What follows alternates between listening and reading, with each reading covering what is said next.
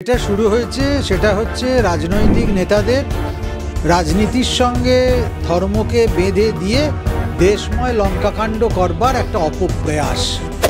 ধর্ম মানুষের একদম ব্যক্তিগত ব্যাপার। রাষ্ট্র পরিচালনের সঙ্গে ধর্মকে জুড়ে দিলে কতকাংশে ধর্মেরই ক্ষতি হয়। ধর্ম ধর্মর জায়গায় থাকুক। রাজনীতি আর ধর্ম, রাজনৈতিক নেতা এবং ধর্মীয় প্রবক্তা এরা দুজন কোনোদিন এক হতে পারে না। যে ধর্মে সে বিশ্বাস রাখে সেই ধর্মাচরণ অবাধ হোক, আর তার পাশাপাশি তার যে রাজনৈতিক মতবাদ যেন রাজনীতির আঙিনায় থাকে। কোনো একটা বিশেষ রাজনৈতিক তকমা কোনো একজন ভগবানের গায়ে সাঁটিয়ে দিয়ে তাকে নিয়ে তুলকালাম করা, এটাকে আমরা মেনে নিতে পারছি না। শত শত বছরের রাম ভক্তদের প্রাণ ঢালা সংগ্রামে আজকে রাম মন্দির হয়েছে। হিন্দুদের হাইকোর্ট নির্ভর উৎসব পালন করতে হচ্ছে, হিন্দুদের পদে পদে আতঙ্কিত হতে হচ্ছে। ইতিমধ্যে আমরা জানি যে বিধানসভায় বাজেটের দ্বিতীয় অধিবেশন চলছে এবং সেই বাজেট অধিবেশনে কোথাও বাজেট অধিবেশন নিয়ে আলোচনা হবার জায়গায় ধর্ম সংঘাত বড় হয়ে উঠেছে।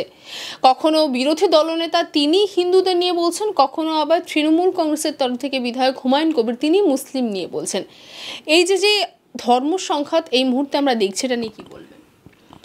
যেটা শুরু হয়েছে সেটা হচ্ছে রাজনৈতিক নেতাদের রাজনীতির সঙ্গে ধর্মকে বেঁধে দিয়ে দেশময় লঙ্কাকাণ্ড করবার একটা অপপ্রয়াস।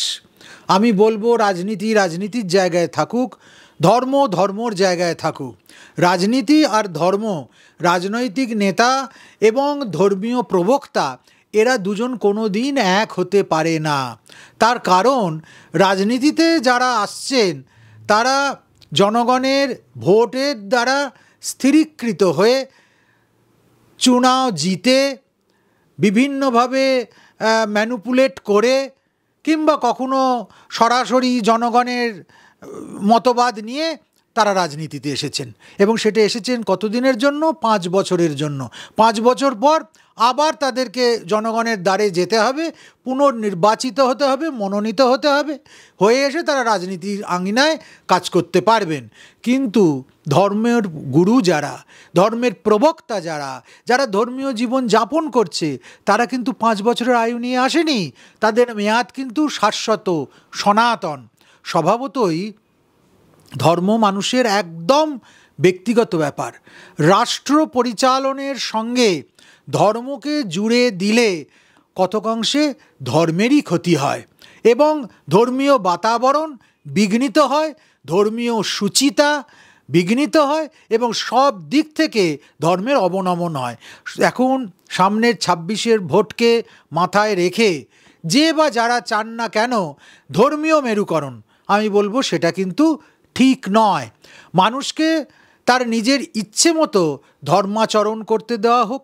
যে ধর্ম সে নিয়ে জন্মেছে, যে ধর্মে সে আস্থা রাখে, যে ধর্মে সে বিশ্বাস রাখে, সেই ধর্মাচরণ অবাধ হোক, আর তার পাশাপাশি তার যে রাজনৈতিক মতবাদ যেন রাজনীতির আঙিনায় থাকে।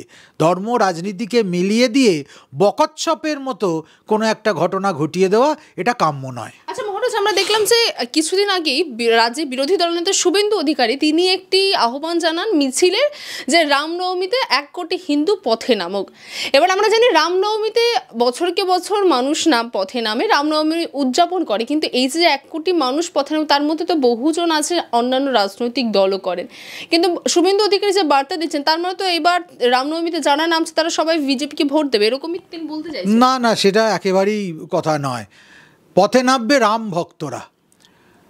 ভক্তরা বিজেপিও নয়, তৃণমূল কংগ্রেসও নয়, সিপিএমও নয়, জাতীয় কংগ্রেসও নয়, কোনো রাজনৈতিক পরিচয় তাদের বড় কথা নয়। রাম ভক্তদের কাছে সবচেয়ে বড় পরিচয় তারা রাম ভক্ত। তারা প্রভু শ্রীরামচন্দ্রের জন্মজয়ন্তী পালন করার জন্য পথে নামবে। আহ্বান যেই দিক না কেন, আহ্বান শুভেন্দু অধিকারীও দিতে পারেন, আহ্বান মমতা ব্যানার্জিও দিতে পারেন। এদের বরঞ্চ এই বলে আহ্বান দেওয়া উচিত যে আপনারা ভগবানের জন্য পথে নামুন। কোনো একটা বিশেষ রাজনৈতিক তকমা কোনো একজন ভগবানের গায়ে সাঁটিয়ে দিয়ে তাকে নিয়ে তুলকালাম করা, এটাকে আমরা মেনে নিতে পারছি না। বিরোধীরা বারংবার যেটা বলছেন যে শুভেন্দু অধিকারী একটি রাজনৈতিক পতাকা নিয়ে কেন আহ্বান জানাচ্ছেন, তিনি পতাকা ছাড়া আহ্বান জানান। এটা কিন্তু যুক্তিযুক্ত ব্যাপার। তবে হ্যাঁ, রাম মন্দির তৈরির নেপথ্যে এর আগে তো আরও বহু সরকার এসেছে। দিল্লিতে কংগ্রেসের সরকার দীর্ঘদিন ছিল, অন্যান্য সরকারেরাও এসে তাদের মেয়াদ পূর্ণ করেছে বা কার্যভার গ্রহণ করেছে, কিন্তু কারোর আমলেই রাম মন্দির কিন্তু প্রতিষ্ঠা হয়নি। সেই শেষ পর্যন্ত বিজেপির আগ্রহে এবং রাম ভক্তদের প্রচেষ্টায় শত শত বছরের রাম ভক্তদের প্রাণ ঢালা সংগ্রামে আজকে রাম মন্দির হয়েছে।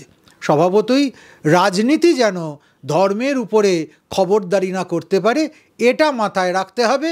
এবং রাম ভক্তরা রাম ভক্ত পরিচয়েই তাদের প্রভু ভগবান শ্রীরামচন্দ্রের জন্মজয়ন্তী পালন করবে। কিন্তু আমরা যেমনটা এই মুহূর্তে দেখতে পাচ্ছি যে বারংবার এই কটাক্ষ ছুড়ে দেওয়া হচ্ছে বিজেপির তরফ থেকে যে 26-এর ভোটে তাদের হাতিয়ার এবার ধর্ম এবং হিন্দু ভোট এক কথা করতে গিয়ে তারা একদম মরিয়া হয়ে উঠেছে। ইতিমধ্যে একটি পোস্টার পড়ছেন, এর আগেও পড়েছে, যেই পোস্টার লেখা যাচ্ছে হিন্দু হিন্দু ভাই ভাই 26-এ চাই বিজেপি। মানে বিজেপি কি তাহলে শুধু হিন্দুদের জন্যই করবে কাজ? না, একেবারেই তা নয়। বিজেপির এমন অনেক সমর্থক আছে, পদাধিকারী আছে যারা মুসলমান, যারা খ্রিস্টান। রাজনৈতিক দল দেশের নাগরিকদের নিয়ে তৈরি হবে, নাগরিকদের স্বার্থে তারা কাজ করবে, দেশের মানুষের স্বার্থে তারা কাজ করবে। কোনো রাজনৈতিক দল তার ধর্মের কোনো বিশেষ সুবিধা বা ধর্মের কোনো বিশেষ প্রকল্প সেটা তারা তাদের এজেন্ডার মধ্যে রাখতেই পারে, কিন্তু তার মানে এই নয় ধর্ম এবং রাজনৈতিক দল এই দুটোকে একটা সমীকরণের মধ্যে বেঁধে ফেলতে হবে বা বেঁধে ফেলা উচিত। এইটার আমরা বিরোধিতা অতি অবশ্যই করি।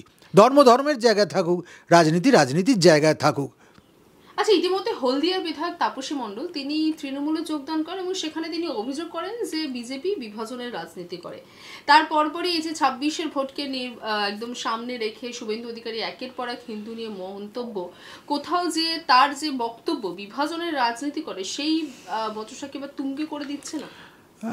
এখন এটাও কিন্তু স্বীকার করতে হবে যে হিন্দুরা কোণঠাসা হচ্ছে, হিন্দুরা তোষণের রাজনীতির শিকার হচ্ছে, হিন্দুদের হাইকোর্ট নির্ভর উৎসব পালন করতে হচ্ছে, হিন্দুদের পদে পদে আতঙ্কিত হতে হচ্ছে। তাহলে বাবা, হিন্দুদের জন্যও তো কাউকে কিছু বলতে হবে। হিন্দুরা সারা জীবন খালি মার খেয়ে যাবে, সারা জীবন শুধু সংখ্যালঘুদের ভয় পেয়ে যাবে, আর একদল মানুষ রাজনৈতিক ফায়দা নিতে তাদেরকে চোখ রাঙাবে, বড় বড় কথা বলবে, সমস্ত উদারতার দায়িত্ব শুধুই হিন্দুদের হবে। আর বিপরীত পক্ষে যারা থাকবে, সে খ্রিস্টান হোক, মুসলিম হোক, আর যেই হোক না কেন, তারা সংখ্যালঘু এই তকমাটা ব্যবহার করে সব রকম দুর্নীতি করবে, সব রকম অপশাসন চালাবে, সব রকমে মানুষকে হ্যারাসমেন্টের মধ্যে ফেলবে। এও তো মেনে নেওয়া যায় না। আর হিন্দুরা কি বানের জলে ভেসে এসেছে? আমরা যদি ভারতবর্ষে আমাদের ধর্মাচরণ, আমাদের বিশ্বাস, আমাদের প্রথা, আমাদের ধর্মীয় উৎসব, আমাদের ধর্মীয় জীবনের মান তাকে না ধরে রাখতে পারি, তাহলে আমরা কোথায় যাব? আচ্ছা, আপনার কি তাহলে মনে হচ্ছে শুভেন্দু অধিকারীর এই যে রামনবমীতে পথে নামার আহ্বানটা তাহলে সঠিক? রামনবমীতে নিশ্চয়ই পথে নামতে হবে। সেটা শুভেন্দু অধিকারী ডাক দিলেও রাম ভক্তরা পথে নামবে, মমতা ব্যানার্জি ডাক দিলেও রাম ভক্তরা পথে নামবে। কারোর ডাকের অপেক্ষা রাম ভক্তরা করবে না। তবে হ্যাঁ, এক্ষেত্রে শুভেন্দু অধিকারী অগ্রণী হয়েছেন। তিনি 1 কোটি মানুষকে, ভক্তকে পথে নামার আহ্বান জানিয়েছে। আমি বললাম 1 কোটি কেন, কোটি কোটি মানুষের পথে নামা উচিত। সেদিন শ্রীরামচন্দ্রের জন্মজয়ন্তী রামনবমীতে সমস্ত হিন্দুদের পথে নেমে স্বতঃস্ফূর্তভাবে তারা রাম জয়ন্তী পালন করুক, এটাই আমরা চাইছি। বাংলা হান্টের আরো খবর দেখতে নজর রাখুন। বাংলা খবর মানেই বাংলা হান্ট।